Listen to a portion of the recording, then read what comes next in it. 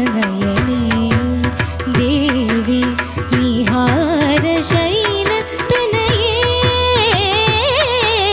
നീരജ ദളനയനേ.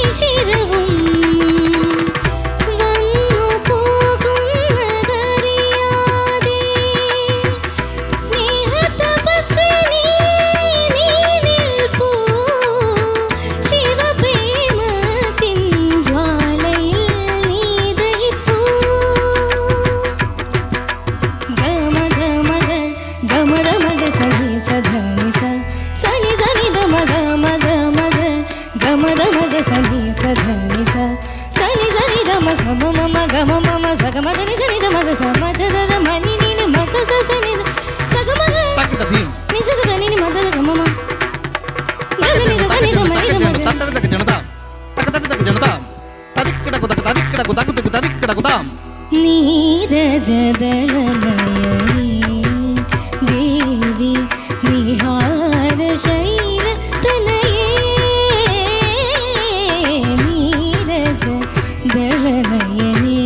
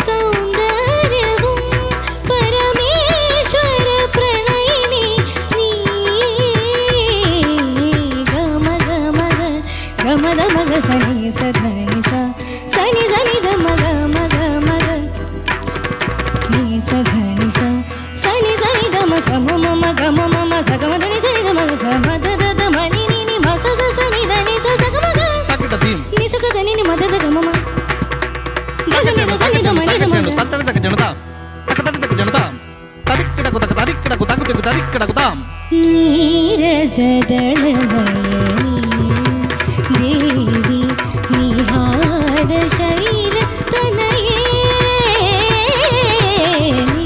നീരജ ദളനയനേ.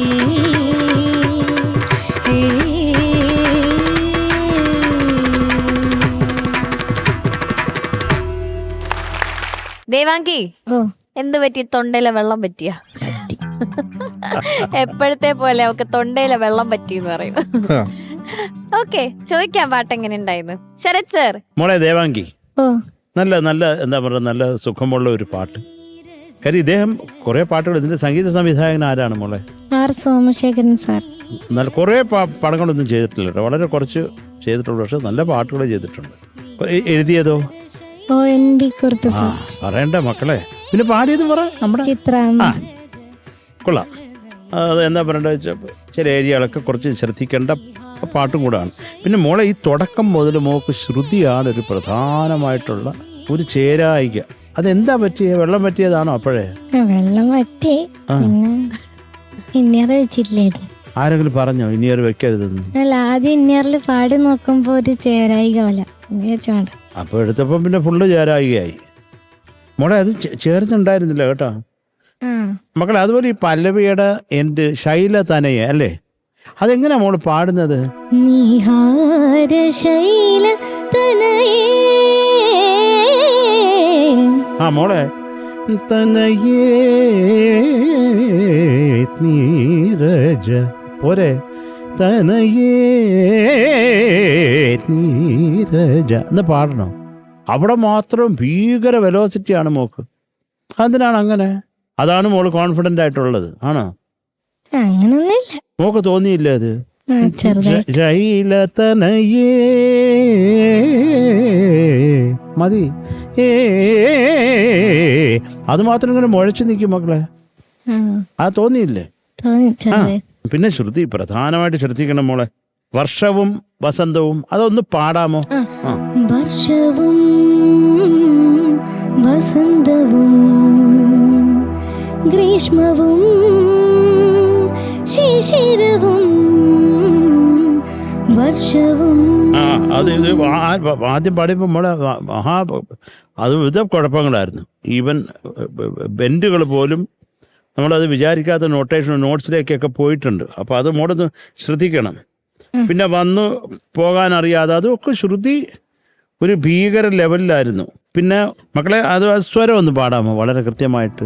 ഗമ ഗമ ഗ ഗമ ദമ ഗ സനി സധനി സ സനി സനി ദമ ഗമ ഗമ ഗ ഗമ ദമ ഗ സനി സധനി സ സനി സനി ദമ സമ മമ ഗമ മമ സ ഗമ ധനി സനി ദമ ഗ സ മദ ദ ദ മ നി നി നി മ സ സ സനി ധനി സ സ ഗമ ഗ നി സ സ ധനി നി മദ ദ ഗമ മ. അത് നിസസധനി ഒന്നും കൂടെ കൃത്യമാകും.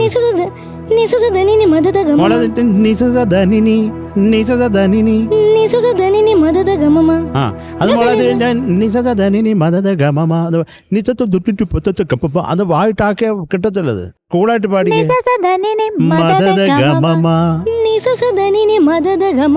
അത് ചേർത്ത് അത് കറക്റ്റ് ആയിക്കോളാം മക്കളെ കേട്ടാ. പിന്നെ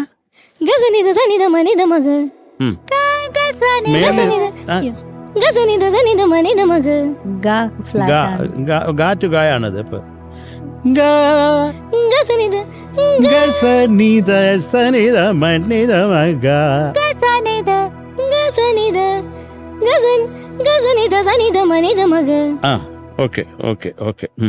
പിന്നെ ലാസ്റ്റ് വന്ന ആ പല്ലവി അത് മൊത്തം ചേർന്നിട്ടുണ്ടായിരുന്നില്ല. നമുക്കത് ഫീൽ ചെയ്തോ? പറയുമ്പോൾ ഒരു വിഷമമുണ്ടെങ്കിൽ പറയാതിരിക്കാനും വയ്യ കുഞ്ഞ് കേട്ടാ. അപ്പൊ മക്കളെ ഇതേ ഉള്ളൂ, അത് ശരിയായിക്കൊള്ളുക കേട്ടോ. ഇത് ഏതാണ് രാഗം? ഇത് ഹിന്ദോളം. ആഹാ, ഇതിൽ ഏതൊക്കെ പാട്ടറിയാം മോക്ക്? താരം വൽക്കണ്ണാടി, ഓം നമ ശിവായ. രാജാ സാറിന്റെ ഈ താരം പറഞ്ഞ മോള് അതുണ്ടല്ലോ. താരത്തിൽ മോള് അന്യ നോട്ട്സ് അതുണ്ട്. വാൽക്കണ്ണാടി. അപ്പൊ അതല്ല, ഓം നമ ശിവായ ആണ്. ഓം നമ ശിവായ ആണ്. സാമജവരഗമന അത് കൃതിയല്ലേ? അതെ, ആയിക്കൂടെ. അതെ, എന്തറിയാന്ന് ചോദിക്കുമ്പോ മാറ്റി വെക്കുവോ നീ? സിനിമ പാട്ട് അങ്ങനൊന്നുമല്ല. ഞാൻ എന്തെങ്കിലും മോക്ക് ഇതിൽ അറിയാവോന്നാ ചോദിച്ചത്. അപ്പൊ എന്താണെങ്കിലും പറയാം. നീരജദള എന്ന് പറയുമ്പോ ഈ നീരജാക്ഷി കാമാക്ഷി നീരദച്ചികുരേ ത്രിപുരേ അമ്പനീര, ഇതൊക്കെ നീരല്ലേ? അത് ഹിന്ദോളമാണ്. അതും കുറെ പാട്ടുണ്ട് മോളെ. അത് നമ്മൾ നോക്കണം. അപ്പോൾ ഒരു കാര്യം, നമ്മൾ ഒരു രാഗം പഠിക്കണമെങ്കിൽ നമ്മൾ ഒരു കൃതി മാത്രം പഠിച്ചുകൊണ്ട് കാര്യമില്ല മോളെ. അത് കുറേ കൃതികൾ അതിൽ പഠിക്കുമ്പോഴാണ് ആ രാഗം നമുക്ക് ഇപ്പോൾ ഒരു രാഗവിസ്താരം നടത്തുമ്പോഴും നമുക്ക് അതിൻ്റെ ഒരു എത്രത്തോളം ഉണ്ട് ആ രാഗം നമുക്ക് തോന്നി പാടാൻ പറ്റത്തുള്ളൂ. ഇല്ല നമ്മളൊരെണ്ണം സ്ഥിരം പഠിച്ചു വെച്ചേക്കുന്ന പോലെ പാടേണ്ടി വരും. നമുക്ക് പുതിയതായിട്ടൊന്നും നമുക്ക് ചെയ്യാൻ പറ്റത്തില്ല. അതുകൊണ്ട് കുറേ കൃതികൾ പഠിക്കുക.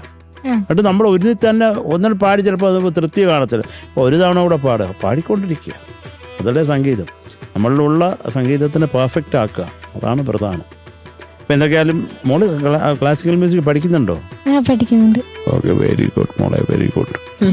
എല്ലാം നന്മയുണ്ടാവട്ടെ കുഞ്ഞിന്. All the best. ശ്രുതി ചേർത്ത് പാടില്ല, അവിടെ വന്ന് തല്ലും ഉറപ്പായിട്ട് കേട്ടോ. അത് നമുക്ക് ഒരിക്കലും അത് നമുക്ക് വിടാൻ പറ്റില്ല മോളെ. ശ്രുതി ലയം അതാണ് പ്രധാനം. ശ്രുതിയോട് ചേർന്ന ലയം, ആ ലയം എന്ന് പറഞ്ഞാൽ താളത്തിൽ അങ്ങനെ അങ്ങ് ചേരുക, അങ്ങനെ അങ്ങ് ലയിക്കുക. അപ്പോഴാണ് അതിൻ്റെ ഒരു സുഖം കിട്ടുന്നത്. അത് മനസ്സിൽ വെച്ചോണം മോള് കേട്ടോ. ഓൾ ദി ബെസ്റ്റ് ചക്കരെ. Thank you sir. Thank you Sharath sir. അൽ ചേച്ചി അപ്പൊ ഒരുവിധം ഒരു ക്ലാസ് കിട്ടിയല്ലേ?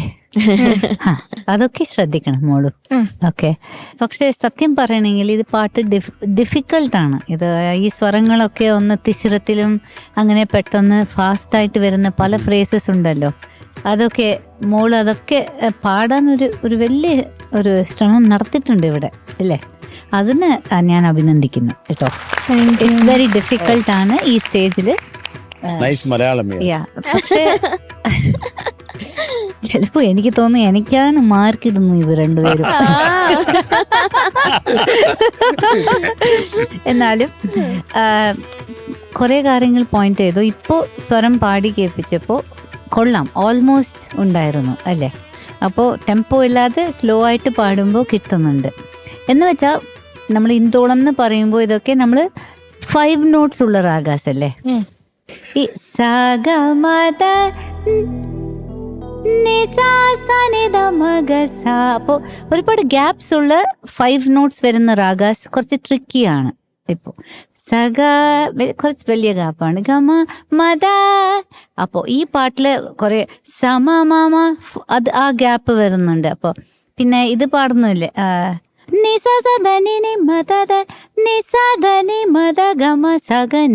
അങ്ങനെയല്ലേ വരുന്നത്.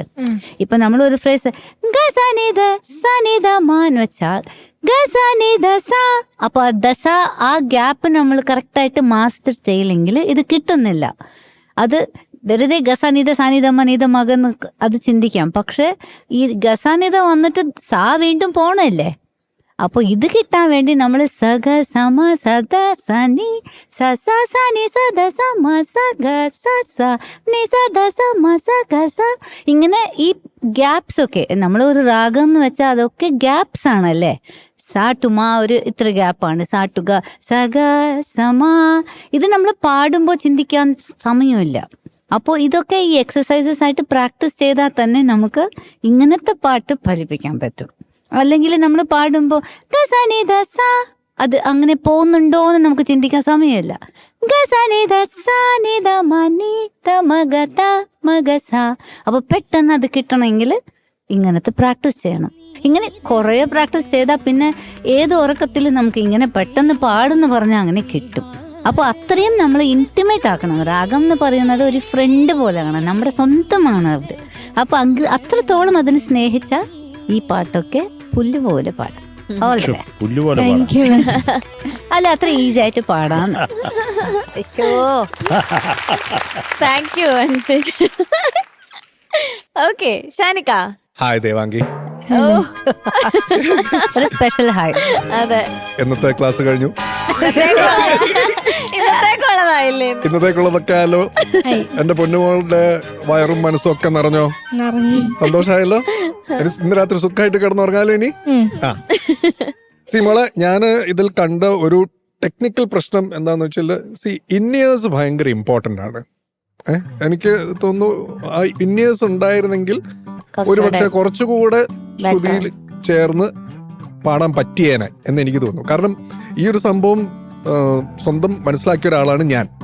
കാരണം എൻ്റെ ഷോയുടെ സമയത്ത് എൻ്റെ ബാൻഡ് മെമ്പേഴ്സ് എന്നോട് പറഞ്ഞു, ഇന്നിയേഴ്സ് ഡെഫിനറ്റ്ലി ഇന്നിയേഴ്സ് വേണം, ഇന്നിയേഴ്സ് വെച്ചിട്ടേ നമ്മൾ ഇനി പ്രാക്ടീസ് ചെയ്യാൻ പോകുന്നുള്ളൂ. അങ്ങനെ അവിടെ ഉണ്ടായിരുന്ന ഇന്നിയർ ഞാൻ വെച്ചിട്ട് പ്രാക്ടീസ് ചെയ്തപ്പോഴാണ് എനിക്ക് അതിന്റെ വേറൊരു കളറ് കിട്ടിയത്. അപ്പം കാരണം വേറെ പുറത്തുള്ള സൗണ്ടോ കാര്യങ്ങളോ ഒന്നും ഇല്ല, കൃത്യമായിട്ട് നമുക്ക് ശ്രുതി കേൾക്കാം. അപ്പൊ ഇന്നിയേഴ്സ് ഭയങ്കര ഇമ്പോർട്ടന്റ് ആണ് മോളെ കേട്ടാ. അത് ഒരു കൺവീനിയന്റ് ഫാക്ടർ ആയിട്ട് കാണുക, കാരണം ശ്രുതി കൃത്യമായിട്ട് കിട്ടും. ഇന്നത്തെ പ്രശ്നം അതാണ്. ഓക്കെ. പിന്നെ ഇടയ്ക്ക് തൊണ്ടയിലെ വെള്ളം പറ്റി. മോളുടെ വീട്ടിലെ വാട്ടർ സപ്ലൈക്ക് എന്തോ പ്രശ്നം ഉണ്ടോ? ഇത് എപ്പോഴും വെള്ളം പറ്റിക്കൊണ്ടിരിക്കും. തൊണ്ടയിലെ വെള്ളം പറ്റി. അത്രേ ഉള്ളൂ മോളെ, ബാക്കിയൊക്കെ ഇറ്റ് വാസ് ഓക്കെ കേട്ടോ. Thank you Shanika. ഇനി മാർക്സ് ചോദിക്കാം. Okay, Sharath sir. മോളെ 7.2. Thank you Sharath sir. Shanika same 7.2. Thank you sir. So 14.4 marks. Okay.